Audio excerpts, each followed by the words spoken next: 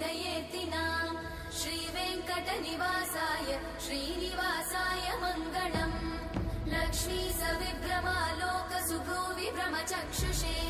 चक्षुषे सर्वलोकानां वेङ्कटेशाय मङ्गलम् श्रीवेङ्कटाद्रिशृङ्गाग्रमङ्गलाभरणाङ्गये मङ्गलानां निवासाय श्रीनिवासाय मङ्गलम् सर्वावयव सौन्दर्य सम्पदा सर्वचेतसां सदा सम्मोहनायास्तु वेङ्कटेशाय मङ्गलम् नित्याय निरवध्याय सत्यानन्दचिदात्मने